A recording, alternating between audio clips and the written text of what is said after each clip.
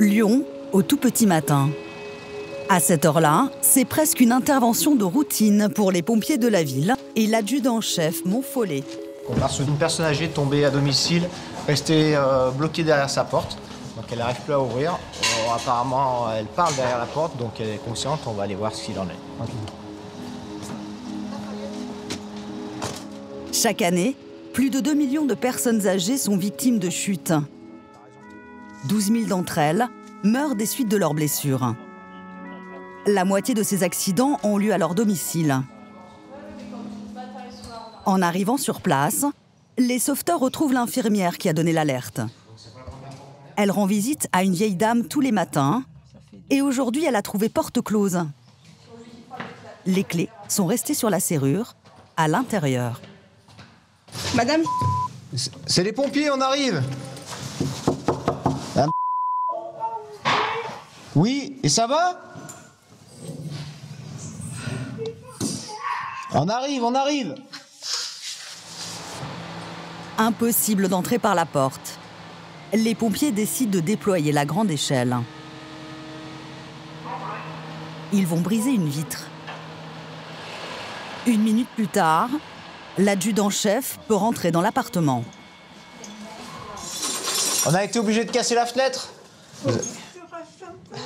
La vieille dame a 90 ans. Les sauveteurs l'ont remise sur ses jambes.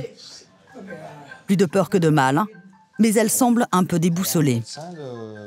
C'est un cas typique, pas tous les matins, mais très souvent le matin, les personnes âgées en se levant veulent aller aux toilettes, elles glissent et elles n'arrivent pas à se relever. Et on est appelé pour ces personnes-là. C'est très rarement grave, mais on est dans l'obligation de venir les relever et faire un petit bilan avec elles pour voir comment ça se passe. ça a l'air d'aller. Ça a l'air d'aller? Ouais. Asseyez-vous. Vous allez faire quoi toute la journée? Vous allez faire quoi toute la journée aujourd'hui? Être chez moi, je suis bien. Oui, vous êtes bien. Mais ça va plus être possible longtemps chez vous, madame. Parce que là, c'est compliqué. Oui, bonjour les pompiers. C'est compliqué maintenant d'être à la maison. Là, vous voyez, vous tombez. Comme d'habitude. Cette dame vit seule et n'a pas de famille. Elle ne veut pas quitter son domicile, ce qui inquiète son infirmière. Il y a 2 catégories, soit ceux qui n'ont pas les moyens d'aller en maison de retraite, donc ça, ils n'ont pas le choix, on va dire. Et puis il y a les personnes qui se sentent pas prêtes à y aller parce que ils croient qu'ils peuvent encore rester à la maison, mais c'est très difficile, très difficile. Vous faites pas d'imprudence et s'il y a quelque chose, vous sonnez sur votre alarme. Là, s'il y a quelque chose, vous appuyez dessus. Comme cette dame, 80% des Français de plus de 80 ans vivent chez eux, plutôt qu'en maison de retraite. Mais ce choix coûte des milliards d'argent public. Pour accompagner les personnes âgées, il faut payer des aides et des auxiliaires de vie. Elles sont aujourd'hui débordées. Ça m'arrive à faire 10, 11, 12 familles par jour. C'est trop dur. Allez, venez, madame Hop. Je n'ai pas peur de le dire, on fait de la maltraitance. Chef d'orchestre de ces aides, des associations spécialisées dans la prise en charge des seniors à domicile. Submergés par les demandes et en manque de subventions, beaucoup sont au bord de la faillite. Le système va craquer. Le budget personnes âgées, c'est souvent le plus gros poste de dépenses des départements. Pour faire des économies, certains élus jouent avec la légalité. Nous avons été effectivement condamnés sur un certain nombre de cas. Je ne dis pas qu'il n'y a pas des cas où on n'a pas été bon. Nos anciens sont-ils encore une priorité? Pour bon nombre d'entrepreneurs privés, ils deviennent un business, avec parfois des méthodes contestées. Donc oui, effectivement, on est traité de vautours. Mais ce n'est pas du tout ce que nous faisons. On fait des heures à gogo, puis on ne les paye pas. C'est honteux. D'ici à 2050, la population âgée sera multipliée par 3 en France. Peut-on encore garder papy et mamie à la maison? Et à quel prix? Mon enquête va m'amener à faire un tour de France où 3e âge rime souvent avec précarité. Les premiers à s'occuper des personnes âgées à domicile, ce sont leurs enfants. Evelyne est partie du Havre ce matin avec son mari. Direction Amiens, à 200 km de chez eux. Nous allons chez maman, comme tous les mois à peu près, pour l'aider un petit peu dans ses démarches, ranger ses papiers, lui préparer des petits repas. La mère d'Evelyne, Michel, habite une zone HLM de la banlieue d'Amiens. Dans cette petite maison,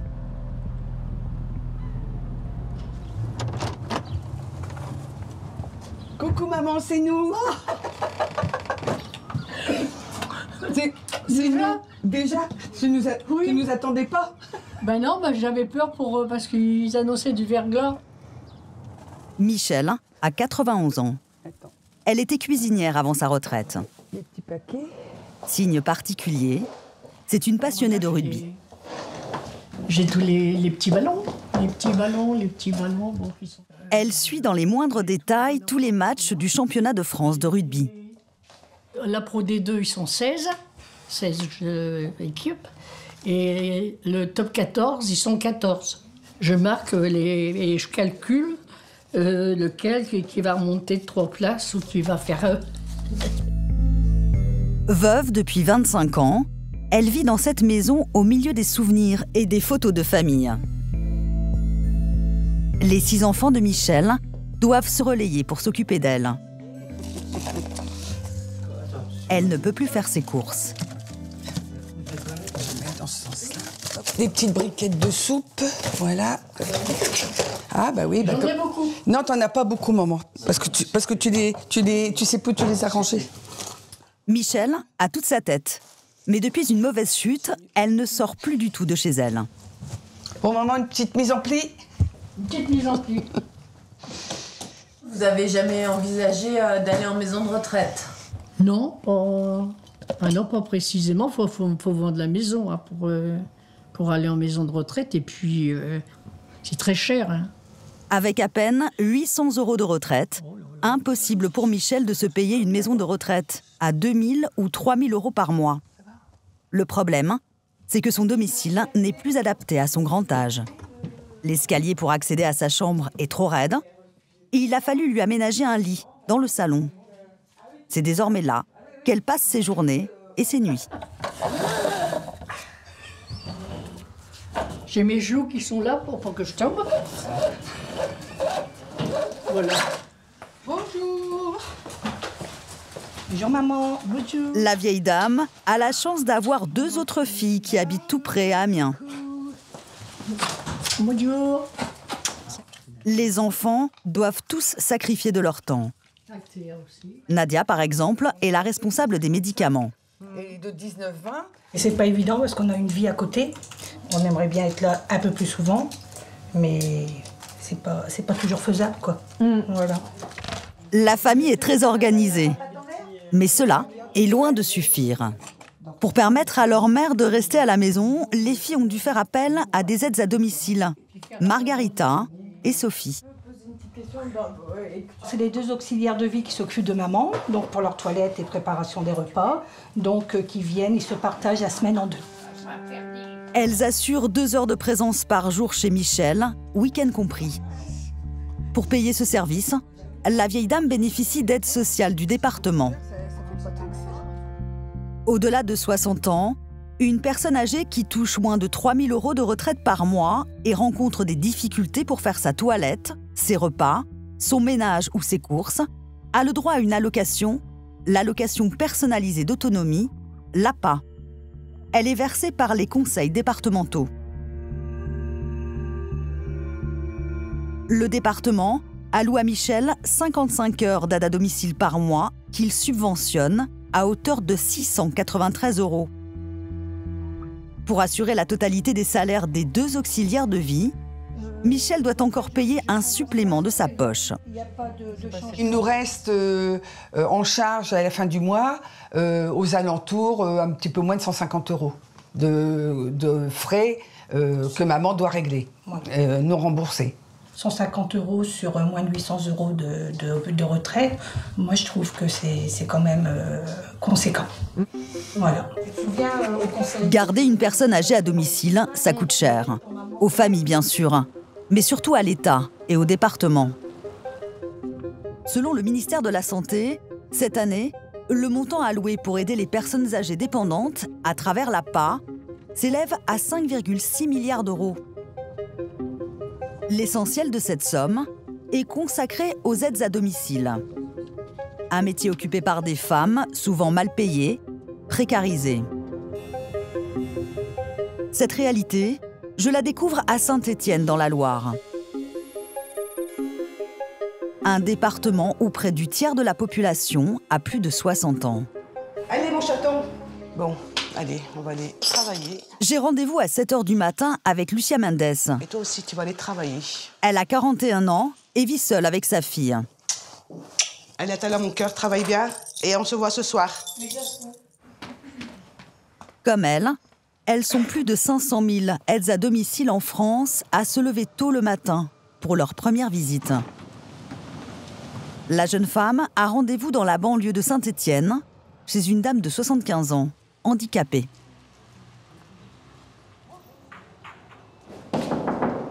Bonjour Nicole.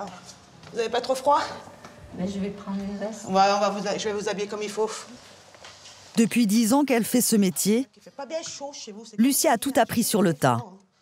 Elle n'a aucun diplôme. Allez, ma choupinette, c'est bon? Oui. Allez vous mettre dans votre fauteuil ou dans votre canapé, comme vous voulez. Et moi, je m'occupe de reste et vous me direz ce que vous voulez manger pour midi.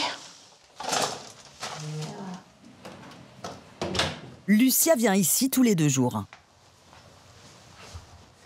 C'est quoi votre métier, alors? Eh ben, c'est faire du ménage, préparer le dîner, s'occuper de la personne. En fait, on fait tout en 2 heures. Hop. Maintenant, on va faire la liste des courses pour jeudi. Il n'y a pas... Il n'y a pas grand-chose, mais au moins acheter de la viande parce que vous n'avez plus de viande, Nicole. Donc il faut manger un petit peu de viande, ça fait pas de mal. C'est quelqu'un sur qui on peut compter. Hein. En fin de compte, une employée de maison, par la suite, comment vous dire, ça devient une amie un petit peu. Hein. Allez, passez une bonne journée et merci. Les rendez-vous s'enchaînent. Lucia a souvent 1 heure de transport entre ses différents lieux d'intervention. Là, elle n'est pas payée. Elle n'a pas de voiture de fonction. Et pour son ticket de bus, elle en est de sa poche. Son client suivant est un monsieur de 75 ans. Bon, je vais faire mon petit ménage et puis... Vous connaissez la maison, hein? Je connais la maison, monsieur Demeure. Puis si vous avez envie de parler, vous savez, vous me suivez comme vous faites d'habitude. N'échangez pas vos habitudes. Pas de problème. Bon, ça va alors. Lucia est payée pour des tâches matérielles, mais en réalité, son métier ne s'arrête pas là. Elle doit affronter la détresse des personnes âgées au quotidien et faire du soutien psychologique. J'ai l'impression que vous êtes un petit peu fatigué aujourd'hui. Ah bah oui, parce que là, c'est... Ouais, vous n'avez pas le punch comme vous avez l'habitude. Hein. C'est le temps, un peu. Ben, je pense, oui, parce qu'habitude, vous êtes bien, tout excité. Hier, je suis pas sorti, ça m'a découragé. Oh. Ce monsieur n'a pas d'enfant. Lucia est sa seule visite de la journée. Et au quotidien, qu'est-ce qui est dur ou Eh ben, c'est la solitude. Quand on est tout seul, qu'on a perdu sa femme, c'est plus dur. C'est la vie, et puis on peut rien faire. Hein. Entendre des gens qui sont tristes. Voilà. En fin de soirée, on est un petit peu... on est content de rentrer chez soi. Hein. Je vous le dis honnêtement. On va continuer la journée. Lucia démarre sa journée à 7h et la finit à 21h. Mais comme toutes les aides à domicile, elle travaille surtout le matin et le soir. Le reste de la journée, elle a de gros trous dans son emploi du temps. Et cela se ressent sur la feuille de paye. Par mois, je me touche entre 900 et 1000 euros. Voilà. Maintenant, si je veux gagner plus, c'est de travailler du lundi jusqu'à dimanche, non-stop, pour avoir 1100 ou 1200 euros, 200 euros de plus pour mon salaire. Avec leur journée à rallonge et leur petit salaire, les femmes qui font le métier de Lucia ont des raisons de se plaindre. J'ai parlé à beaucoup d'entre elles, mais rares sont celles qui osent prendre la parole. Quelques-unes pourtant en ont aujourd'hui assez de se taire. Dans un article, j'ai repéré le cri d'alarme d'Annie Tordi.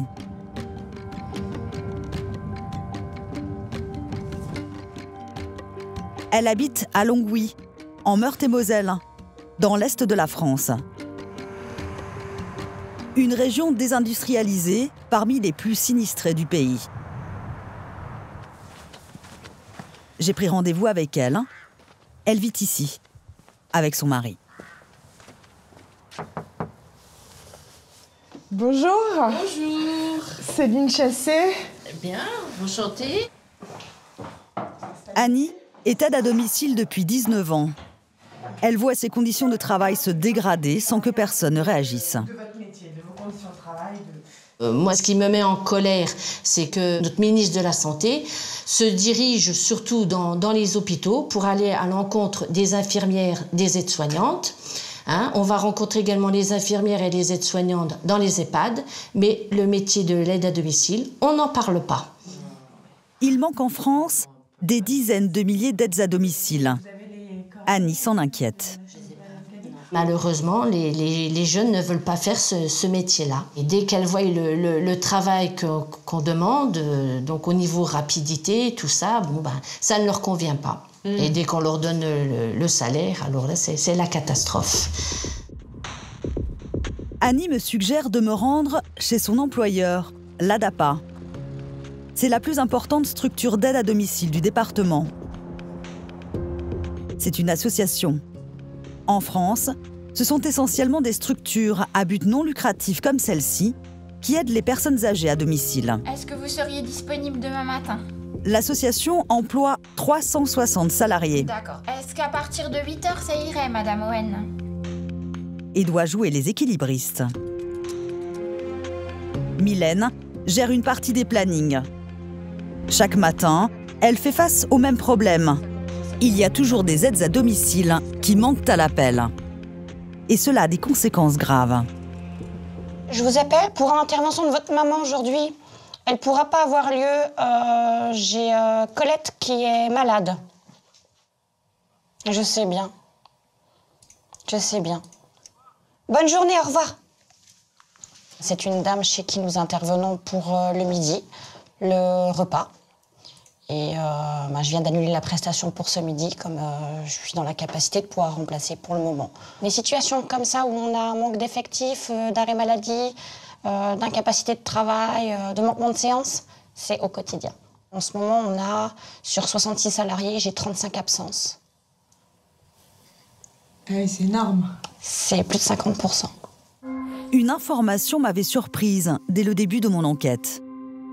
Le secteur des services à la personne, champion des accidents du travail. Selon une étude récente de l'assurance maladie, l'aide à domicile est aujourd'hui la profession la plus exposée aux risques professionnels. Avec un taux de 97,2 pour 1000 salariés, il y a quasiment 2 fois plus d'accidents du travail chez les aides à domicile que chez les professionnels du BTP. Dans cet autre document, le ministère du Travail fait le détail des problèmes de ce métier épuisant. Risques physiques, posture de travail, manutention, souffrance mentale, dépression. C'est un travail qui est très fatigant, qui est très pesant. On est complètement sur les risques psychosociaux. Mais c'est pas que notre association. Hein. Je sais bien. Je pense que c'est un problème qui est national. Hein. Adapa, bonjour. Annie nous invite à la suivre sur une matinée d'intervention. Les aides à domicile comme elle n'ont pas le choix. Elles doivent travailler sous la pression. Leurs missions sont chronométrées à la minute près. Voilà, donc là, je prends mon téléphone, la carte de la personne, je pointe pour démarrer l'intervention. Donc, horaire prévu de 8h à 8h30, toilette, habillage, petit déjeuner, tout ça en une demi-heure. On va faire la toilette? Bon. Annie n'a pas de temps à perdre. Avec une demi-heure, c'est trop juste. On est obligé de dire à la personne, bon, dépêchez-vous, parce qu'il y a d'autres personnes qui attendent. Notre travail n'est pas fait comme il devrait être fait. On devrait plus s'appliquer et on n'a pas le temps. Voilà. Donc quand on entend sonner le téléphone, ça veut dire qu'il nous reste 5 minutes. Où on va maintenant? Dans la cuisine, je vais vous donner vos médicaments. D'accord. Ah, allez-y. Annie fait prendre à la dame ses médicaments, mais elle doit partir. Elle n'a pas le temps de s'assurer qu'elle a bien pris son petit déjeuner. J'arrête le pointage. Donc, 41 minutes à la place d'une demi-heure. Là, il est 8h44. La prochaine intervention était programmée à 8h45. Donc, c'est rare qu'on arrive quand même à l'heure chez les personnes qui nous attendent.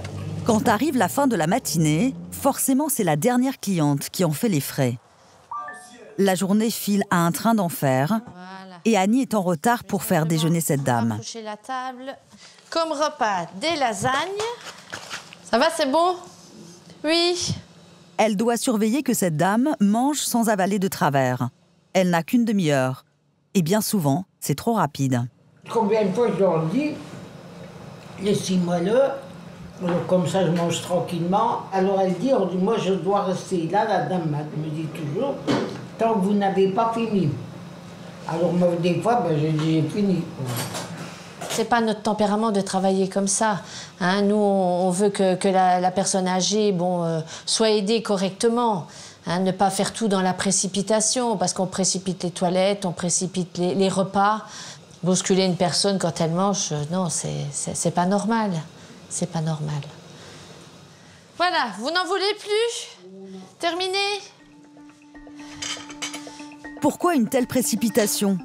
Des parcours si minutés, alors que chacun sait que les personnes âgées ont besoin, plus que les autres, de temps. Installez-vous. Voilà. Je me suis procuré le plan d'aide APA de la vieille dame, établi par le département. Il est prévu 45 minutes le matin pour l'aider à se lever, 30 minutes pour le repas de midi et 45 minutes le soir. À l'association qui emploie Annie de se débrouiller pour respecter ce programme. Je prends rendez-vous avec son président. Bonjour. Bonjour madame. Monsieur Sauvage. Enchanté. Je l'interroge sur les horaires minutés. Sa réponse est inattendue. Sur une demi-heure de temps, on arrive à être maltraitant. J'ai déjà fait remonter plusieurs fois le problème, mais apparemment personne ne s'en soucie beaucoup. Donc, département, directement, financeur, rien ne se fait sans passer effectivement par les finances du conseil départemental. Le grand décideur serait le conseil départemental de Meurthe-et-Moselle. Je dois rencontrer son président, Mathieu Klein. Ce sont ces services qui décident des temps d'intervention chez les personnes âgées. Les aides à domicile que j'ai rencontrées ont l'impression de mal faire leur travail et même d'aller parfois vers une forme de maltraitance ou de négligence envers les personnes âgées parce qu'on ne leur donne pas suffisamment de temps et donc vous ne leur donnez pas suffisamment de temps. Si la question est de savoir si cette situation me satisfait, non, je ne suis pas satisfait de cette situation. Moi, je serais le premier, franchement, heureux de pouvoir donner plus de temps pour qu'il y ait à la fois un accompagnement de meilleure qualité, pour que l'écoute, le dialogue, l'attention, la bienveillance soient toujours au rendez-vous. Et c'est très, très frustrant de devoir constater parfois que, faute de moyens suffisants, on ne peut pas se mettre à la bonne hauteur. Mathieu Klein consacre 10% de son budget annuel à l'APA, 76 millions d'euros. Une enveloppe dont il reconnaît lui-même qu'elle ne suffit pas. Là, aujourd'hui, vous ne pouvez rien faire à l'heure actuelle pour augmenter les salaires de ces femmes, essentiellement, qui s'occupent des personnes âgées. Nous le faisons. C'est-à-dire qu'en augmentant tous les ans notre contribution à la politique des personnes âgées, on pousse vers cela. Mais, ils sont toujours au SMIC. Hein. Mais nous n'avons pas les moyens aujourd'hui, avec les moyens qui sont les nôtres, d'aller au-delà. Mathieu Klein subventionne 20,30 € l'heure d'aide à domicile aux associations. On est loin de ce qu'il faudrait faire. Selon une étude du ministère de la Santé, le coût réel d'une heure d'intervention, c'est 24,24 €, soit 4 € de plus. Une somme qu'aucun département n'est prêt à débourser. C'est ce que dénonce Amireza Tofigui. Il vient de sortir une carte de France des aides pour les personnes âgées. En fonction des départements, elle varie de 22,40 € de l'heure pour les départements les plus généreux, en bleu, à 15 € pour les plus pingres, en violet. Dans les départements qui ont une prise en charge très basse, par exemple 15-16 € par heure, la conséquence directe pour une personne âgée, c'est qu'elle va payer 500, 600, 700 € chaque mois parce qu'elle va devoir compenser ce faible taux de prise en charge. C'est comme si aujourd'hui, on avait une allocation de chômage qui serait différente en fonction du lieu de résidence où on est. Personne accepterait ça. Et pourtant, aujourd'hui, on accepte qu'une personne âgée n'ait pas les mêmes droits en fonction du département où elle vit. D'après sa carte, mieux vaut vieillir en Loire-Atlantique, dans le Morbihan ou les Deux-Sèvres, que dans les Pyrénées-Orientales ou la Corrèze. Parfois, des décisions prises par des présidents de départements aggravent ces inégalités. J'ai découvert que pour faire des économies, certains départements ont une astuce. Ils demandent aux seniors de devenir les employeurs directs de leur aide à domicile. Le système fait scandale et on va le découvrir dans le département de la Somme. En France, c'est le département qui verse la subvention, l'APA, aux associations qui, à leur tour, payent les auxiliaires de vie. Mais en 2016, petite révolution dans le département de la Somme. Exit les associations. Les personnes âgées doivent devenir l'employeur direct de leur aide à domicile. Sauf qu'être patron, ça ne s'improvise pas. Contrat de travail, fiche de paye, congés payés, URSSAF et même gestion du personnel. Cette nouvelle formule vise à faire des économies. L'homme à l'origine de cette réforme, c'est le président du conseil départemental de la Somme. Veuillez patienter, nous recherchons votre correspondant. Oui, bonjour, c'est France 3, on a rendez-vous avec Monsieur Saumon. Bonjour. Merci. Bonjour. Laurent Saumon a été élu sur des promesses de bonne gestion et d'économie budgétaire. Merci de nous recevoir. Il justifie sa politique. Donc on a commencé l'installation. Et pourquoi vous avez ressenti le besoin, en arrivant à la tête du conseil départemental, de changer la politique de maintien à domicile pour les personnes âgées ? Ce qu'il se joue, c'est que la population de personnes âgées augmente. En outre, on s'aperçoit que les gens vivent de plus en plus vieux, les plans d'aide sont de plus en plus importants et nécessitent des fonds supplémentaires. Les budgets étant restreints pour les départements, il a fallu essayer d'avoir de l'efficience sur chacune de nos politiques, puisque le coût, il faut le reconnaître, quand c'est la personne âgée qui est employeur est moins élevé que lorsque c'est une structure. Les structures, ce sont les associations. En les court-circuitant, le département fait des économies de locaux et de personnel. Laurent Saumon assure qu'il économise ainsi 1 million d'euros. Mais sur le terrain, c'est une autre réalité. Je suis retournée chez Michel. La vieille dame, avec ses 2 aides à domicile, elle habite justement dans la Somme. Après-demain, quand je reviens, on va faire un passage. Oui, voilà, c'est ça. Oui. À 91 ans, Michel a dû s'improviser employeur et faire signer des CDI à ses 2 auxiliaires de vie. Evelyne, sa fille aînée, doit faire le voyage tous les mois, spécialement pour gérer la paye des 2 employés de sa mère. J'ai préparé des salaires de Margarita et de Sophie. On ne nous donne pas le choix, hein. On reçoit un courrier à partir de temps, c'est comme ça qu'il faut faire. Et on ne nous a pas demandé. Hein. Et donc, du coup, là, on est un petit peu perdu. Alors, nombre d'heures, 21,75. Donc, il faut faire 21 heures avec des chèques de 4 heures. À coup de chèque emploi-service de 4 heures, de 1 heure ou même d'un quart d'heure, le paiement des salaires est un vrai casse-tête. J'ai qu'un seul chèque de quart d'heure. Donc pour faire 2 fois un quart d'heure, ça ne va pas être possible. Mais votre maman, elle n'aurait pas pu s'en occuper de tout ça? Ah non, non. Oh non, bah non, toute seule, non, non, non. Bah déjà, quand il y a des chèques à faire, elle attend que quelqu'un vienne pour quelqu'un fasse le chèque, quoi. Hein, tu fais plus les chèques. Hein. Pour remplir un chèque, bah, je vais oublier la lettre. C'est pas facile à résoudre. Et puis j'ennuie les enfants. Voilà, Margarita. Merci beaucoup. Michel s'est plié à la décision du conseil départemental. En revanche, d'autres personnes âgées, dès 2016, se sont révoltées. Elles ont écrit aux autorités des courriers de contestation. Vous souhaitez m'imposer une modalité que mon âge et mon état de santé ne me permettent pas d'envisager. Mon état de santé est resté très fragile et je ne saurais m'accommoder de démarches administratives contraignantes. Le conseil départemental de la Somme reste alors sourd à leurs protestations. C'est le début d'un long feuilleton. Les familles se tournent vers la secrétaire d'État à l'autonomie de l'époque, Pascale Boitard, ancienne députée du département. À partir de juin 2016, j'ai commencé à recevoir des courriers de personnes âgées appelant au secours. Par exemple, dans cette lettre, c'est une dame qui m'écrit, qui a 89 ans. Suite à la nouvelle politique du département, on lui a imposé de devenir employeur. Et elle dit dans cette lettre « J'ai refusé car je souhaitais rester comme j'étais. Je ne souhaitais aucunement me retrouver employeur à mon âge. » Et qu'est-ce qui s'est passé ? Il s'est passé qu'on lui a supprimé l'APA parce qu'elle n'a pas accepté. Voici le courrier qui a été envoyé par le département à cette dame. Après examen de votre dossier, je suis au regret de vous informer du rejet de votre demande. Les récalcitrants de la Somme sont privés d'allocation.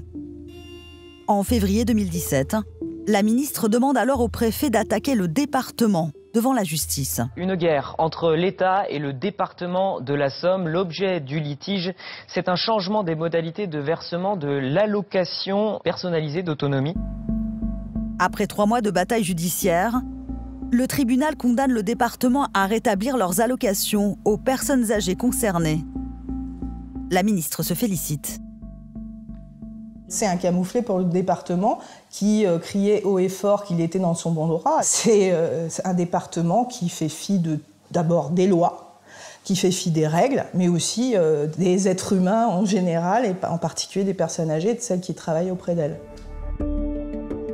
Laurent Saumon reconnaît à demi-mot des erreurs. La justice vous a quand même condamné dans plusieurs dossiers de personnes âgées. Alors, sur le fond, c'est vrai, puisque nous avons été effectivement condamnés sur un certain nombre de cas. Je ne dis pas qu'il n'y a pas des cas où on n'a pas été bon. Après ces condamnations, l'élu ne peut plus sanctionner les personnes âgées. Mais il continue quand même à les inciter à devenir employeurs. Je pense que quand on a 80 ans, on n'est pas forcément dépendant cérébralement. On peut très bien avoir des difficultés locomotrices, on peut très bien avoir des difficultés pour se laver, avoir des difficultés d'arthrose, que sais-je. Mais pour autant, on peut avoir ses facultés cérébrales tout à fait intactes. Vous faites comme tout le monde l'amalgame, parce qu'on a l'APA, on est complètement barzingue, quoi. Mais c'est pas le cas. Ce que Laurent Saumon ne dit pas, c'est que sa réforme a eu un effet pervers inattendu. Être patron, c'est aussi parfois licencier son salarié. Et pour ça, il faut connaître la loi. Un juge des prud'hommes de la Somme, aujourd'hui à la retraite, Jacques Gravant, m'a alerté. D'après lui, la politique du département serait inadaptée au grand âge. Est-ce qu'on peut devenir raisonnablement un employeur lucide, responsable vis-à-vis d'un salarié, lorsqu'on a 80 ans, qu'on n'a pas toute sa tête, qu'on n'a jamais été patron éventuellement, qu'on peut être malade ou quoi que ce soit. Les personnes âgées sont globalement incapables d'être des employeurs.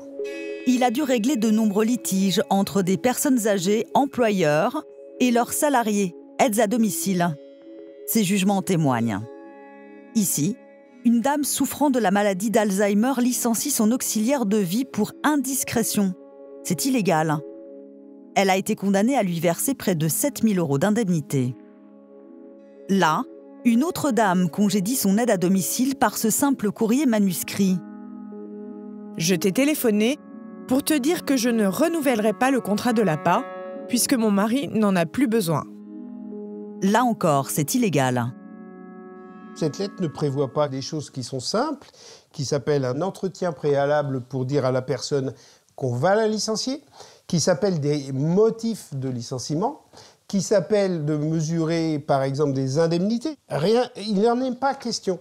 Alors, ces personnes âgées, dans la mesure où elles n'avaient pas respecté la loi, ce qui a été le cas dans quasiment toutes les affaires, on les a condamnées. Les personnes âgées de la Somme sont fragilisées. Les associations qui recevaient l'argent du département aussi. Mais ce n'est pas la seule menace qui pèse sur les associations d'aide à domicile. Leurs difficultés financières intéressent des repreneurs qui veulent en faire un business. Parmi eux, certains connaissent une croissance fulgurante. J'ai pris rendez-vous à Vincennes, en région parisienne, avec Bernard Ben Saïd. À 57 ans, il dirige Doct Gestio, un groupe de 400 millions d'euros qui affiche 53% de croissance en 2017. Sa spécialité à lui, c'est la reprise d'associations en faillite. Sur son site internet, je découvre qu'il a commencé dans les résidences de tourisme et les centres de santé, avant d'investir il y a 7 ans dans les personnes âgées à domicile. Certains le comparent à Bernard Tapie. Il préfère mettre en avant ses titres de gloire. Moi, j'ai un parcours très particulier parce que je suis professeur de sciences économiques, agrégé du supérieur. Il y a encore quelques années, j'enseignais. J'enseignais à Sciences Po Lille, j'enseignais l'économie. J'ai été nominé meilleur jeune économiste de France en 2000. Et en 2000, tout de suite après cette nomination, j'ai décidé de partir dans la création d'entreprise et j'ai créé mon entreprise. Le PDG tient à me montrer sa réussite. Ce matin, il a rendez-vous avec un administrateur judiciaire pour acheter une association en faillite. L'entretien se passe par vidéoconférence. Bonjour maître. Bonjour. On se voit donc ce matin pour le dossier SAC 45 dont nous avions déjà parlé la semaine passée. L'administrateur judiciaire donne ses conditions à Bernard Ben Saïd. Et il lui glisse quelques conseils pour emporter l'affaire. C'est un dossier qui intéresse pas mal de candidats. Donc je vous encourage vraiment sur ce premier tour à déposer votre meilleure offre avec un volet social, comme d'habitude, très élargi si possible, maximum de salariés repris. En tous les cas, vous êtes très bien placé, vous connaissant votre groupe et l'approche que vous avez sur ce type de dossier, je pense que vous avez toutes vos chances. D'accord. Merci à vous. Merci, bonne journée, monsieur Blanchard. À bientôt, bonne journée. Merci beaucoup. Merci encore. Au revoir. Devant les tribunaux, le patron a déjà racheté une 50aine d'associations depuis 2012. Sous la marque Amapa, son groupe est présent dans presque toute la France. Pour convaincre les juges et les administrateurs judiciaires, Bernard Ben Saïd a un discours bien rodé. Concrètement, nous avons systématiquement, à chaque fois que nous avons déposé des offres, repris tous les salariés des structures en difficulté. Conserver tous les emplois, c'est une promesse qui séduit les juges. Mais est-elle tenue après le rachat? Je suis allée voir. Un syndicaliste m'a mis sur une piste, dans la ville du Mans. Ici, fin 2016, s'est joué devant les tribunaux le sort de cette association d'aide à domicile en redressement judiciaire et de ses 401 salariés. Je me suis procuré le tableau comparatif des offres de reprise sur lequel les juges se sont prononcés. Parmi les 5 repreneurs potentiels, tous envisageaient de licencier du personnel. Tous, sauf Doct Gestio, qui s'engageait à reprendre 100% de l'effectif.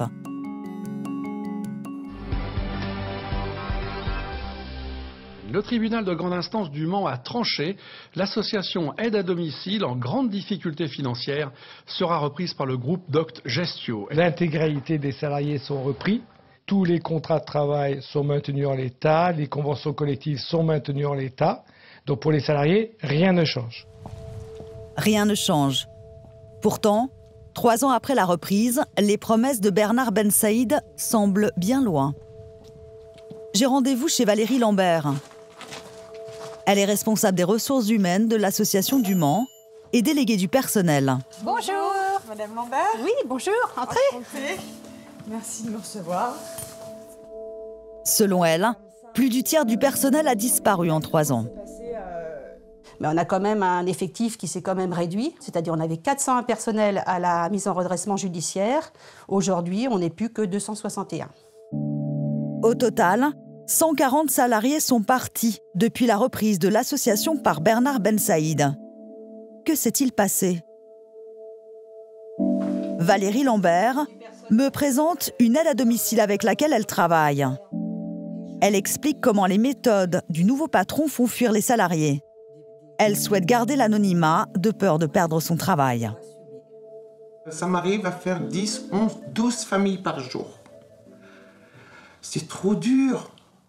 C'est trop... Quand on a des cas lourds, ben faut enchaîner, Et avant, c'était pas comme ça? Ah non. Pas du tout. Avant, c'était 8 familles par jour. Et on n'avait pas autant de pression. On ne leur paye pas leur temps de déplacement au réel. On les appelle continuellement toute la journée.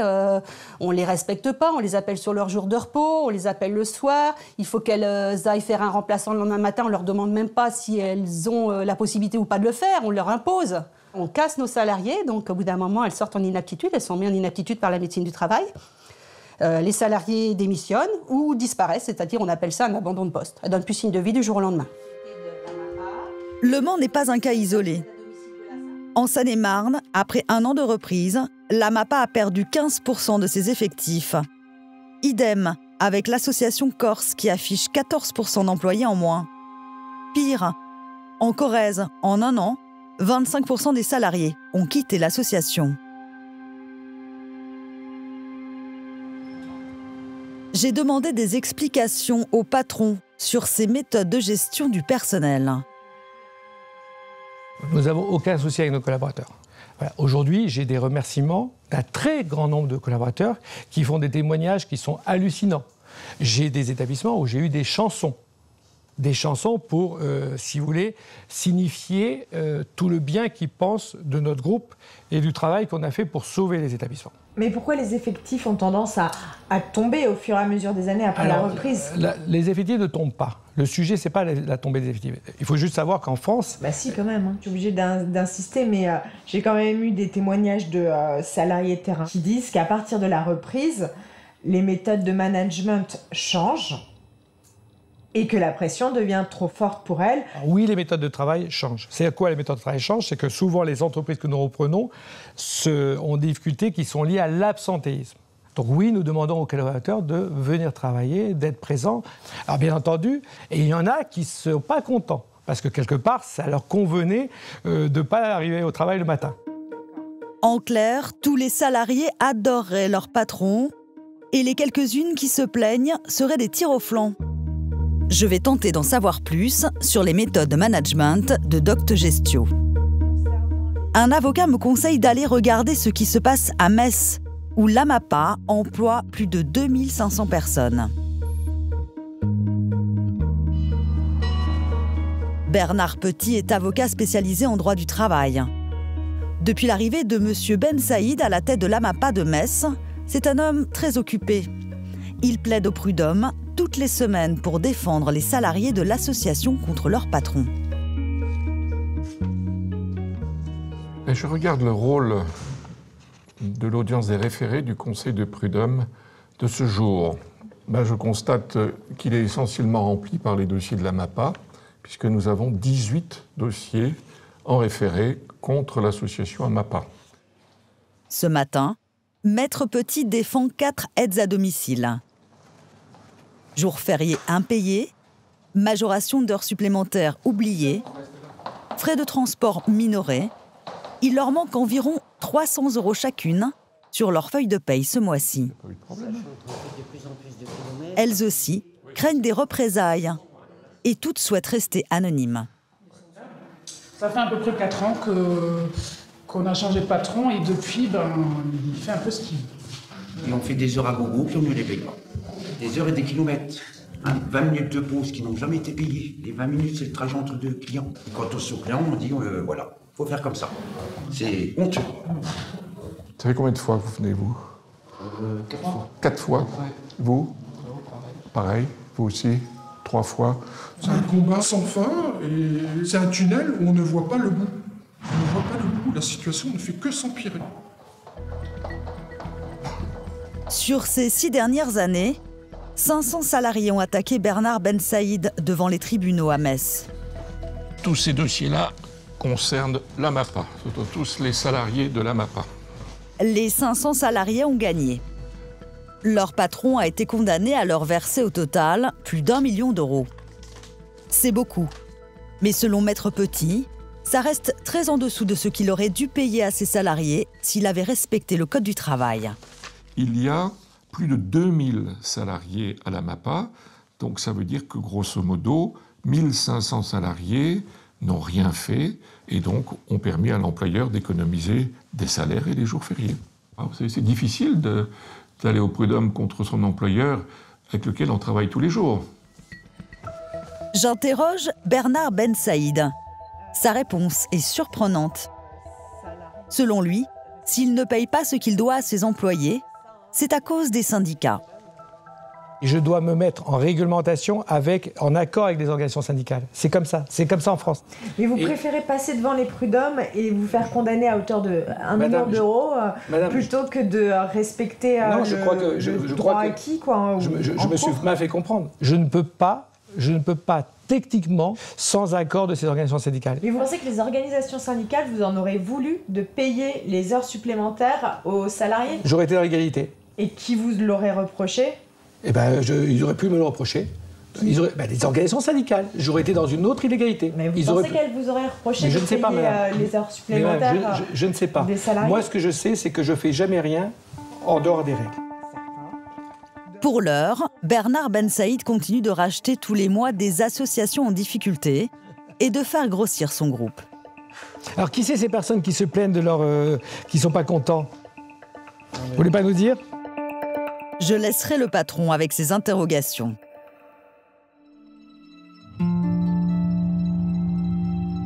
À l'issue de cette enquête, je réalise que vieillir à la maison, c'est toujours une question d'argent. Je pars à la rencontre d'un groupe de seniors qui se sont lancés dans une aventure un peu folle.